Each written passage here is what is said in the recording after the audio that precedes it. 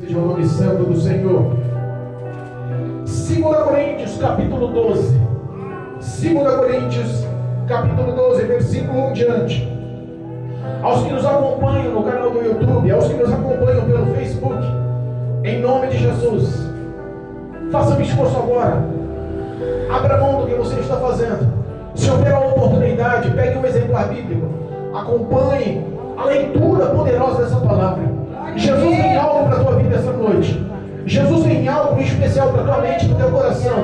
Jesus quer mostrar o quanto Ele te ama. O poder dessa palavra há de plantar no teu coração sementes verdadeiras. Há de plantar no teu coração sementes vívidas para mudar o destino da tua história.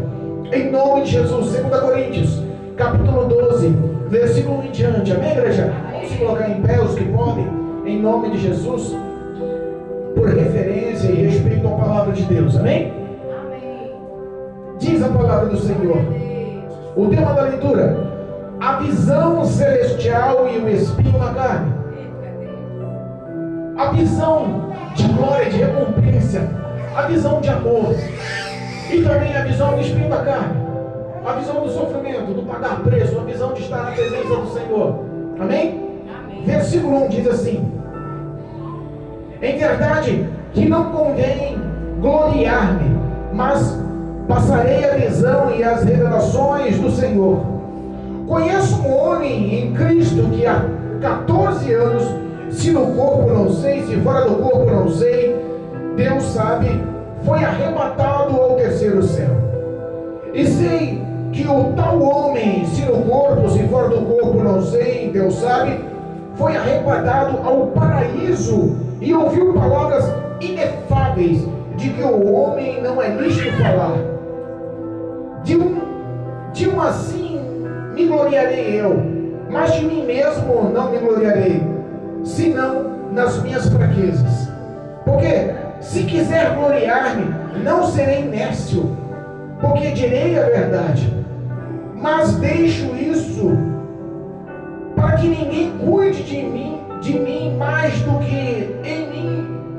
que em mim vê ou de mim ouve, e para que não me exalte pela excelência das revelações, foi-me dado um espinho na carne, a saber, um mensageiro de Satanás, para me esbofetear, a fim de não me exaltar. Acerca dos qual 3 vezes orei ao Senhor para que se desviasse de mim, e disse-me: a minha graça te basta, porque o meu poder se aperfeiçoa na fraqueza de boa vontade, pois me gloriarei nas minhas fraquezas, para que em mim habite o poder de Cristo. Pelo que sinto prazer nas fraquezas, nas injúrias, nas necessidades, nas perseguições, nas angústias, por amor de Cristo. Porque quando eu estou fraco, então eu sou. Vamos repetir essa última frase? Porque quando eu estou fraco, aí eu estou. Glória a Deus. Pode aceitar, aplaudindo o nome santo de Jesus.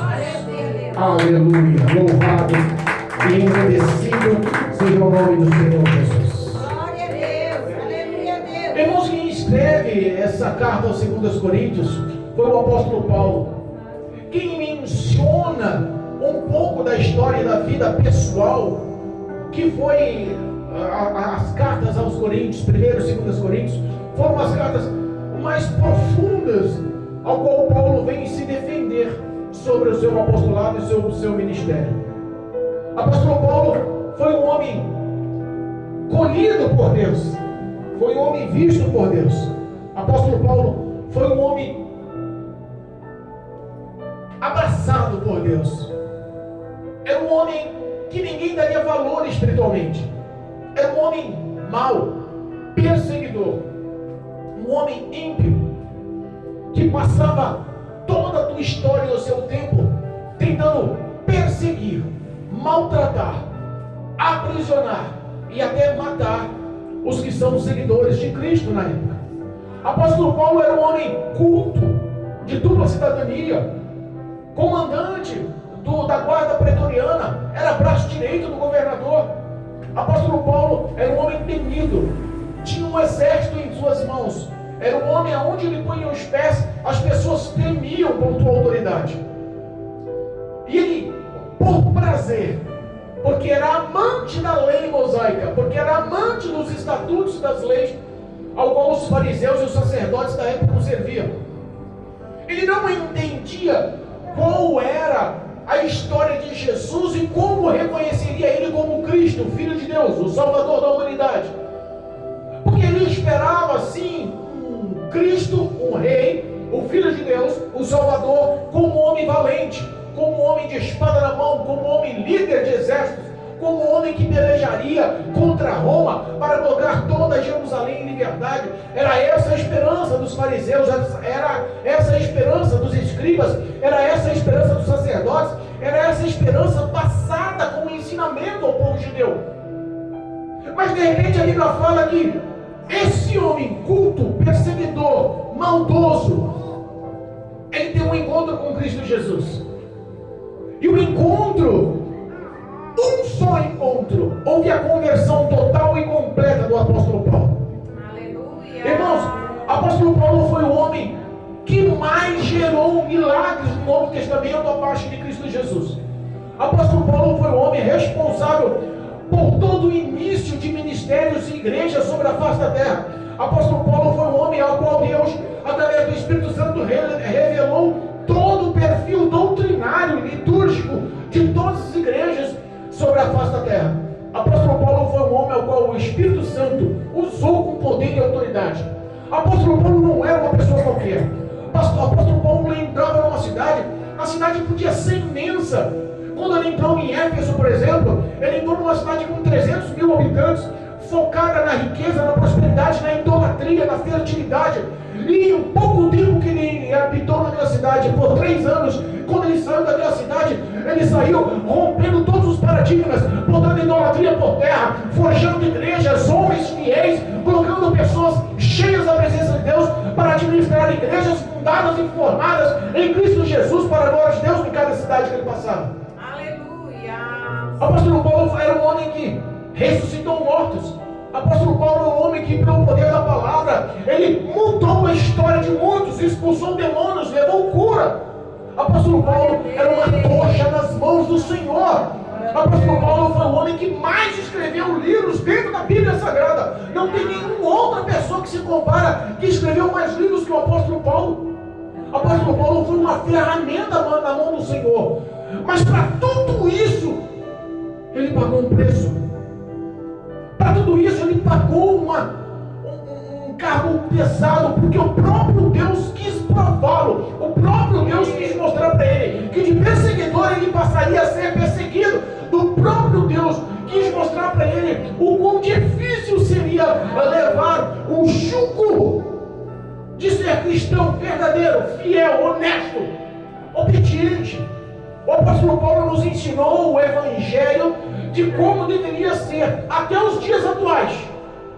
Mas ele via no passar do tempo que a corrupção carnal e diabólica vinha se infiltrando nas igrejas. Que a corrupção dos prazeres, a corrupção do dinheiro, a corrupção da imoralidade, ela vinha se infiltrando nas igrejas. Aqui, na igreja de Corintos, na cidade de Corintos, ele ficou por 18 meses. 1 ano e meio ele habitou nessa cidade. Quando ele saiu dessa cidade, ele deixou uma igreja formada. Quando ele saiu dessa cidade, ele deixou uma igreja fortificada. Quando ele saiu dessa cidade, ele saiu de uma cidade ao qual tinha obreiros, pastores, tinha membresia. E a Bíblia fala que a igreja de Corintos era uma igreja rica, com condições, com dinheiro, abastada. Não era uma igreja pequena, não era uma igreja com dificuldades, sem recursos. Era uma igreja que tinha condições, mas todos que ali congregavam, inclusive os líderes e obreiros, nunca puseram a mão no bolso para abençoar o apóstolo Paulo. Foi de poucas as igrejas que ouviram a necessidade do apóstolo Paulo nas cidades da Macedônia, que juntaram recursos para que ele pudesse se manter como pastor de uma igreja rica.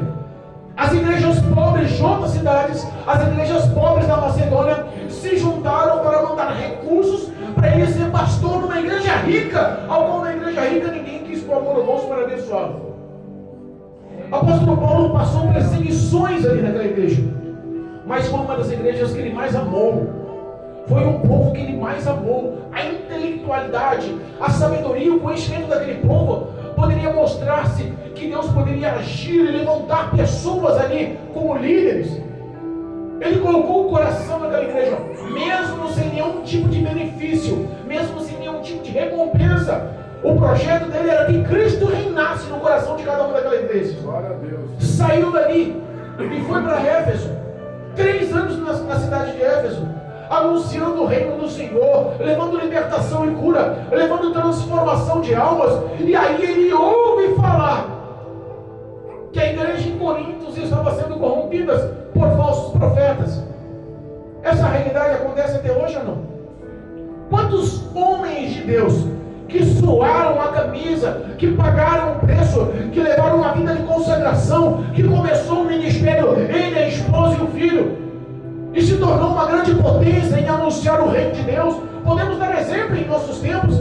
Davi Miranda, por exemplo, era um homem que orava 12 horas sem parar. Davi Miranda era um homem que fazia para a glória de Deus, para a unção e graça do nome do Senhor, aleijado levantar e andar.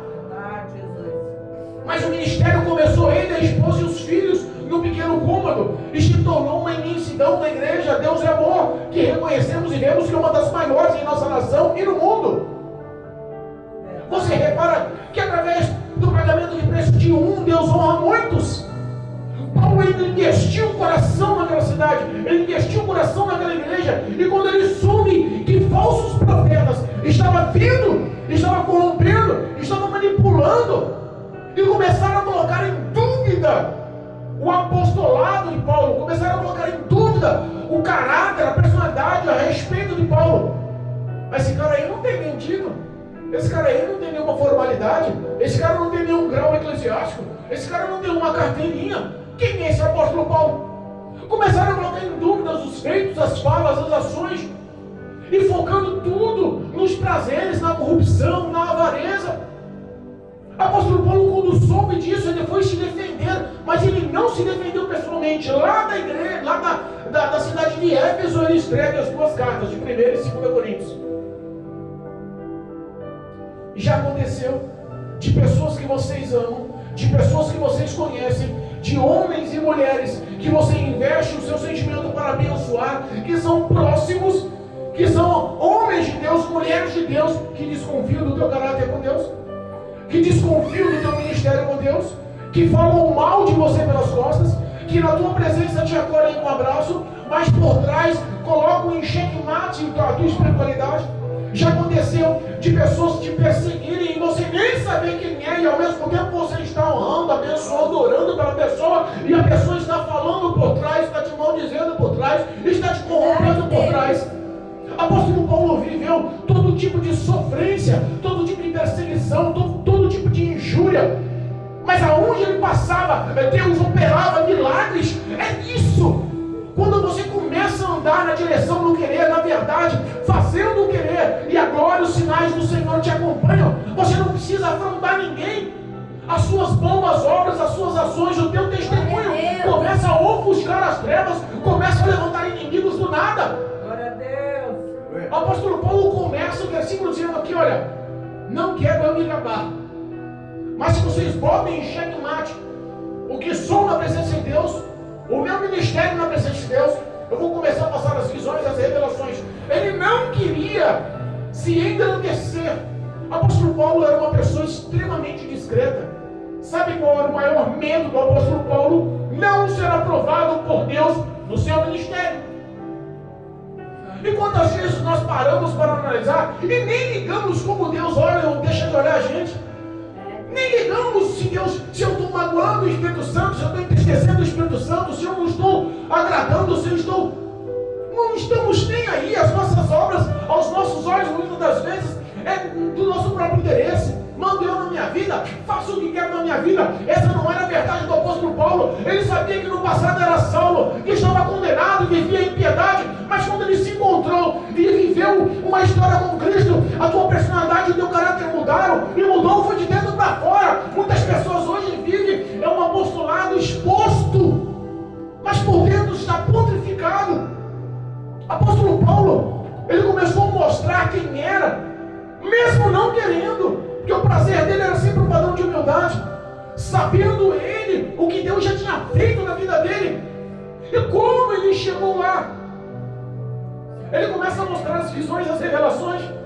Eu conheço um homem falando na terceira pessoa. Ele falava de si próprio, mas ele não queria vanglória pessoal. Eu conheço um homem que foi arrebatado ao terceiro céu, se no corpo, fora do corpo eu não sei. Ele falava de si mesmo. Deus levou ele há 14 anos atrás, no terceiro céu. Fala para mim um homem na palavra de Deus que foi ao terceiro céu, diante do trono de Deus e voltou com as revelações. Não há na Bíblia. O apóstolo Paulo era um homem que aprendeu com o sofrimento, aprendeu com as dores para ser exaltado por Deus. Parece que nós vivemos uma história oposta sendo cristão.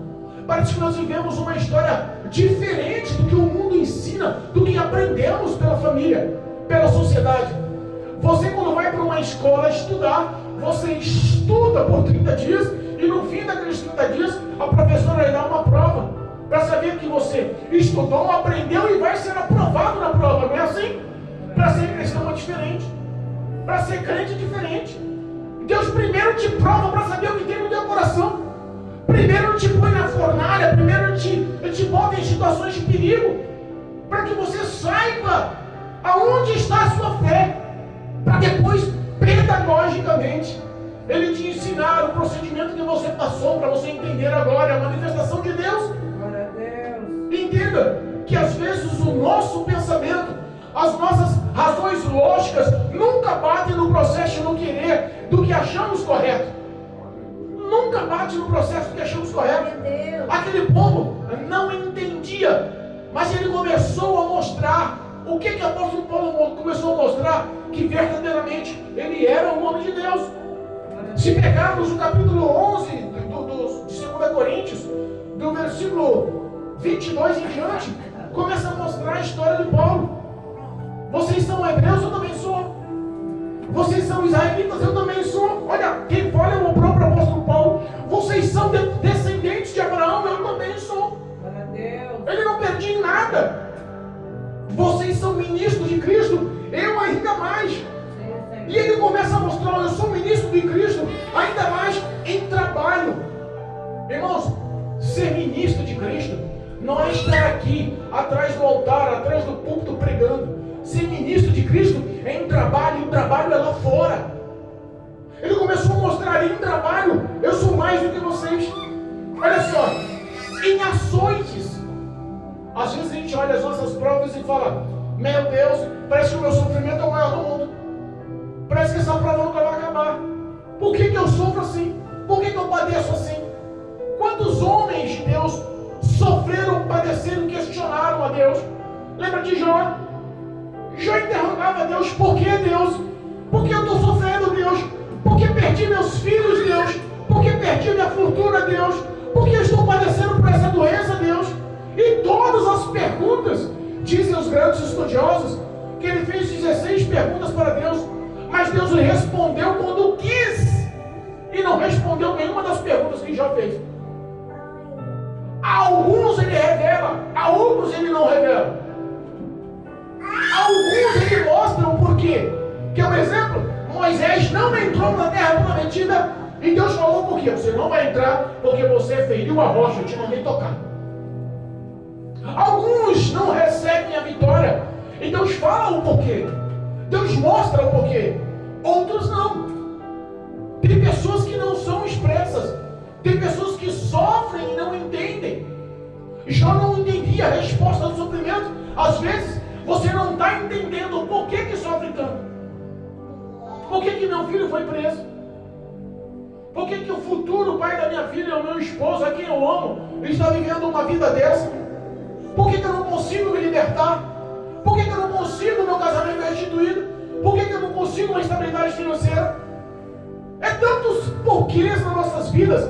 E a gente olha para si e imagina que nós somos os maiores sofredores da face da terra, que ninguém está carregando um fardo como o nosso, que ninguém está sofrendo como nós. O apóstolo Paulo começa a mostrar o que ele sofreu para ser crente, o que ele sofreu para se converter, o que ele sofreu por amor de Deus, por amor de Cristo. Olha só, se nós pegarmos o versículo 24 em diante do capítulo 11 de 2 Coríntios, recebi dos judeus, da nação dele, do povo dele, recebi 5 vezes 39 chibatadas, por 3 vezes fui espancado com varas, uma vez foi apedrejado. Você tem noção que a maioria dos apedrejamentos, 99% dos apedrejamentos terminavam em morte? Ele foi apedrejado e Deus livrou ele. Você recebe uma pedrada, meu Deus do céu, parece que é o fim do mundo. Ele foi apedrejado. Olha só, por 3 vezes sofreu naufrágio. Quem está falando isso, irmãos, é a palavra de Deus. Está aqui o versículo, o capítulo anterior que nós estamos lendo. Não estou inventando. E ele não estava nomeando para a vanglória pessoal, mas o povo duvidou da intimidade que ele tinha com Deus, ou do preço que ele pagou para ter essa intimidade com Deus, das revelações e de toda a manifestação de glória que Deus tinha sobre a vida dele. Ele sofreu e aprendeu. Olha só, por várias, sofri naufrágio, por uma noite eu passei, uma noite e um dia passei no abismo, em viagens, por muitas vezes eu tive perigo em rios, tive perigo em mares, tive perigo de assaltantes, tive perigo nas mãos de outras nações, perigo dos gentios, perigo na minha própria cidade, perigo no deserto e no mar, perigo entre os falsos irmãos. Aonde esse homem ia, ele não era bem-vindo. Aonde esse homem pisava, ele não tinha abraço, ele não tinha sorriso no rosto, ele não tinha um convite para comer um bolo gostoso, que nem a nossa irmãzinha aqui faz para nós. Glória a Deus. Que a família Tereza é mesmo. Ele não tinha convite, ele não tinha sorriso, ele não tinha apoio. Esse homem padeceu e sofreu. Cristo mostrou para ele que a glória que manifestava, que operava nele, tinha um preço a ser pago. Hoje nós vemos que o evangelho anunciado, o famoso evangelho coach, anunciado, mostra o homem como o centro do universo. Mostra o homem orgulhoso. Mostra o homem que está cheio de si próprio. Sabe? Mostram que Deus está tão preocupado com o homem, que está amando tanto o homem, que não importa o que o homem faça. Sabe aquelas pessoas que olham no espelho e falam assim: quão grande és tu? Está cantando louvores, olhando para ele e se sentindo que é o maior e melhor. Pessoas que não conseguem refletir e entender que a entrada no céu é pela graça, mas o preço da graça se paga com renúncia e com cruz. Se paga com renúncia e com cruz. Qual é a minha e a sua ação nessa noite para entender o pagamento pela ação de graça, de salvação que Cristo deu para mim e para você na cruz do Calvário? Imagina o Rafael entrando nos céus, salvo, vai lá bater um papo com o apóstolo Paulo. Ei, apóstolo Paulo, mas você vai, meu amigo, rapaz, você sofreu na terra, hein? Rapaz, você foi exemplo, picado por cobra, naufrágio, isolado, espancado, apedrejado, passou frio, fome, nu, teve dificuldade, não teve apoio de ninguém, chegou aqui decapitado, arrancado a cabeça com espada. Rapaz, você para ser salvo foi difícil, hein? E você, como é que entrou? Pela graça. Repara que não encaixa. Repara que não bate. Nós temos que viver uma vida santa. Para ter uma vida santa, tem que ter uma vida de renúncia. Sabe o que representa a palavra santidade, Dalvinha? A palavra santidade representa separado do mundo. O que o mundo apregoa como prazer, como lógico, como certo, é que Cristo condena na palavra. E que nós possamos ter um aprendizado e um discernimento que a nossa vida é como um sopro, que hoje estamos bem, mas amanhã não sabemos como está a nossa vida. Nós estamos orando e intercedendo por uma mulher riquíssima que mora lá na França. As nossas pregações aqui no Jardim Cruz da Terra estão alcançando os franceses na Europa. que está com um câncer na garganta. E nós estamos auxiliando pelo mensagem, estamos mostrando a palavra, estamos mostrando a virtude, estamos orando e acreditando que Deus pode jogar o câncer por terra. É o mesmo Deus que operou na vida do apóstolo Paulo. O que nós temos que entender é que tem um preço a ser pago. Cristo quer se manifestar na sua vida, mas Ele quer se manifestar na sua vida com poder, com glória, com verdade. Não dá para a gente brincar e achar que toda a hipocrisia de aceitação deste mundo nos bota bem aos olhos de Deus. Não bota. Apóstolo Paulo, para entender disso, ele falou para assim: olha, para que eu não me exaltasse, Deus colocou em mim um espinho na carne. Para vocês saberem, um mensageiro do diabo, para me esbofetear.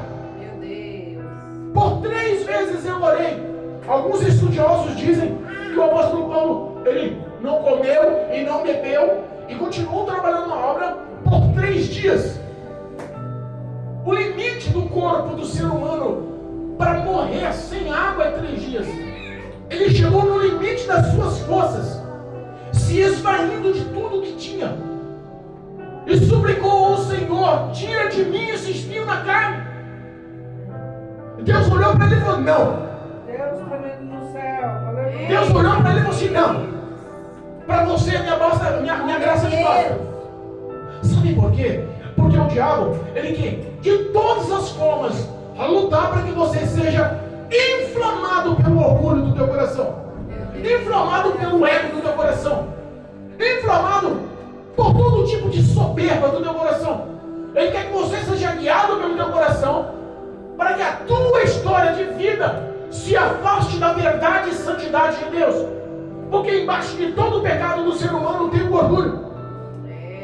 E Deus conhecia quem era o apóstolo Paulo, ou não conhecia? Padeceu, sofreu quantas necessidades, quantas tribulações, quantas perseguições, quantos riscos de morte. E mesmo com tudo aquilo, Deus não tirou o espinho da carne, porque sabia que se tirasse o espinho da carne, o ego dele podia crescer, o orgulho dele podia crescer, ele podia crescer o nome dele para si próprio, podia se gabar. É o que acontece nos dias atuais. Pessoas que passaram por uma prova, acham que foi a maior prova do planeta, acham que foi a maior dificuldade do mundo, acham que foi a maior prova que ninguém suportaria, só ele suportaria porque ele era especial. Porque passou por uma prova em Deus, lhe deu vitória, subiu um degrau espiritualmente, recebeu um cargo eclesiástico, ganhou um dom de louvar, ganhou o dom de pregar, ganhou o dom de visão, de revelação, profecia. Pronto.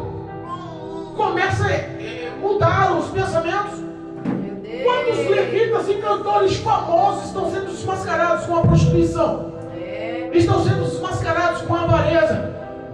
Quantos pregadores, quantos pastores de nome conceituado dentro da mídia? Pode ser conceituado na mídia, pode ser conceituado perante os homens, mas infelizmente não está sendo conceituado perante Deus, porque as suas obras e as suas ações não são aprovadas. Ele pode se camuflar e achar que está sendo bem visto aos olhos de todos, e para isso está suficiente aos olhos de Deus. Quem era apóstolo Paulo? Apóstolo Paulo, Deus podia olhar para ele e falar assim: rapaz, tu sofre, né, rapaz? Foi picado lá de uma serpente, ficou 3 dias num naufrágio, num barquinho no meio do mar, passou frio e de neve. Quando nós falamos do espinho na carne, Deus podia olhar e falar para ele assim: rapaz, você sofreu tanto, você é tão perseguido, você não tem o apoio de ninguém, não tem amizade de ninguém, passa fome, não tem onde morar, passa dificuldade, e mesmo assim continua amando o próximo, mesmo assim continua abençoando o próximo, mesmo assim continua levando a minha palavra. Quer saber uma coisa? Eu vou tirar esse espinho da tua carne. Glória a Deus. Deus poderia fazer, não poderia? Sim, Senhor. Mas se ele tirasse o espinho da carne, conhecendo o apóstolo Paulo como Deus conhecia, saberia que tinha um grande risco do apóstolo Paulo não entrar nos céus.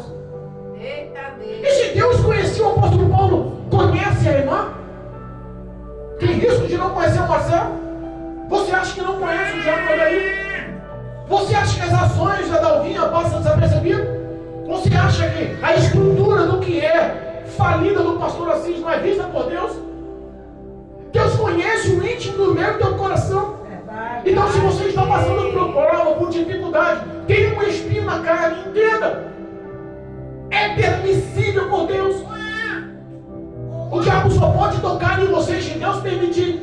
O diabo só pode tocar em você se Deus aprovar. Verdade, Jesus. Aí você fala, o diabo é derrotado na minha vida, e Deus fala assim, pode tocar. Meu Deus. Deus olha e fala assim, pode tocar. Quero saber onde está o coração dele. Porque quando tudo na vida do homem vai bem, tudo na vida do homem está dando certo, ele acaba se esquecendo da bondade e da misericórdia de Deus. O homem, muitas das vezes, ele quando está dando tudo correto na história dele, ele começa a olhar o que está dando tudo correto na história do ímpio. E o diabo, mais uma vez, como o apóstolo Paulo tinha um espinho na carne, o diabo mais uma vez se mostra como um espinho na nossa carne. O diabo olha para mim e para você e fala, você não é crente. Por que está passando dificuldade? Você não é crente, não tem nenhuma bicicleta para ir no mercado. Você é crente, a conta de luz está atrasada lá. Você é crente, teu armário está vazio, que Deus é esse? Você é crente, vive doente. Você é crente, por que sua família está assim destruída? Não fala com o pai, não fala com a mãe, não se dá com os filhos. Você é crente, por que está desempregado? O diabo continua com o espinho na carne, tacando na cara dos crentes que não conseguem reconhecer que é nas nossas fraquezas, as nossas debilidades, é que os poderes e a glória do Senhor aperfeiçoam em nós. Glória a Deus. E quando não reconhecemos que somos 100% dependentes do favor de Deus, o diabo vai continuar nos insultando. O diabo vai continuar apontando dentro da nossa cara. O diabo vai continuar se mostrando maior e mais forte. O Espírito de Deus nos mostra que é uma conduta de vitória, é uma conduta de misto de vitórias e de derrotas. É uma conduta de misto de vitórias e derrotas. Ou você acha que Deus só te leva para a vitória? Porque estão pregando aí que Deus é vitória. Vem para o caminho do Senhor que a tua vida vai ser só vitória. Tem um hino do Mato Nascimento antigo. Lembra daquele hino? Que é vitória, vai chorando, e geme e chora. Que a vitória vai chorando, geme e chora. Algum crente quer viver esse hino? Papai. Algum crente quer viver esse hino? Algum crente leva esse hino a sério hoje em dia? Ninguém quer mais gemer e chorar pelo amor do Senhor. Ninguém quer mais te gloriar nas suas fraquezas. Ninguém quer mais te gloriar na sua necessidade. Às vezes falta o pão. Às vezes temos dificuldades em Deus. Grandiosamente, poderosamente tem nos suprido. Mas Ele prova onde está o meu e o teu coração. Lembra do povo israelita? O povo amado, eleito, escolhido, resgatado por Deus das garras de Faraó, tirado da escravidão por mais de 4 séculos. Aquele povo que sofria e padecia com todo o processo de humilhação no Egito. Glória a Deus. Deus resgatou aquele povo. Deus livrou aquele povo da condenação. Deus tirou aquele povo dos egípcios e fez notório o poder de Deus no Mar Vermelho, matando todos os seus inimigos, matando todos os seus perseguidores, mas colocou o povo no deserto. E o projeto de Deus no deserto era que aquele povo passasse 40 dias sobre o deserto. Não 40 anos, 40 dias. O trajeto de caminhada, Maurício, da saída do Egito, do começo do Mar Vermelho até a Terra Prometida, era 40 dias. 40 dias o pessoal tinha mantimento. Tinha mantimento e suprimento para 3 meses. 3 meses são 90 dias. O trajeto da caminhada era 40. Não dava para tirar de letra. Se eles decidissem ser fiéis, se eles decidissem honrar a Deus, se eles decidissem andar com fidelidade. Mas aquele povo começou a fazer o quê? Reclamar. Rapaz, Moisés nos trouxe aqui para esse deserto. Oh, todo dia de dificuldade em volta. Estou aqui nesse deserto, não tem recurso. Estou aqui nesse deserto, é para morrer. Estou aqui nesse deserto, não sei nem por que eu vim. Eu preferi agora estar no Egito lá. Tinha onde morar. Lá no Egito tinha água. Lá no Egito eu comia repolho, cebola, pepino. Tinha o que comer. Aqui nós estamos dependendo do quê? Não, Moisés, você se enganou. Quando você começa a reclamar, quando você começa a colocar em pauta o que Deus está fazendo na sua vida, tudo na sua vida começa a andar para trás.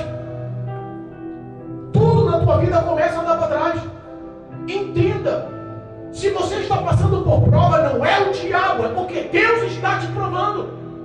Verdade. Se Deus está te provando, é porque Ele te ama. Sabe qual o único objetivo de Deus sobre a face da terra? Salvação do homem. O objetivo de Deus, através de Cristo Jesus, não é ver a sua prosperidade.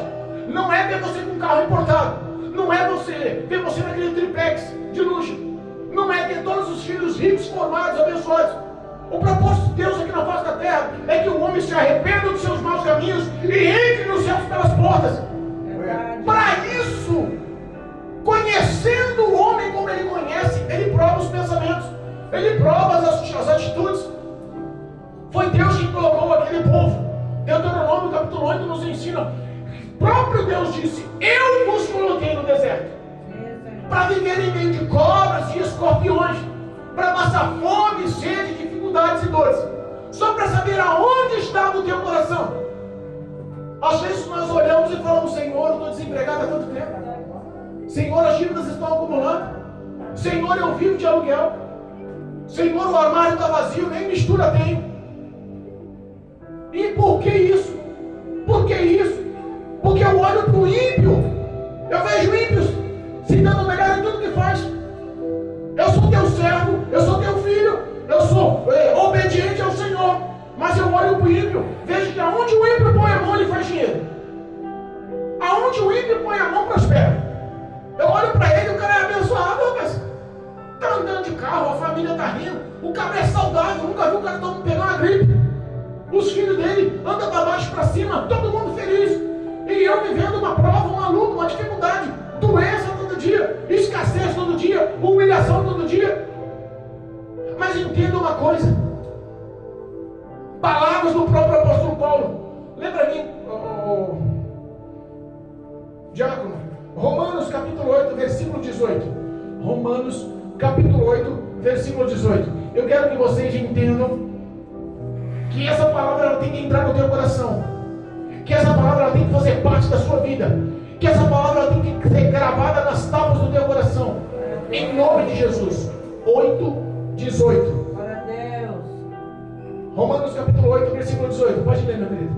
Porque para mim tenho por certo que as aflições deste tempo presente não são para comparar com a glória que em nós há de ser revelada.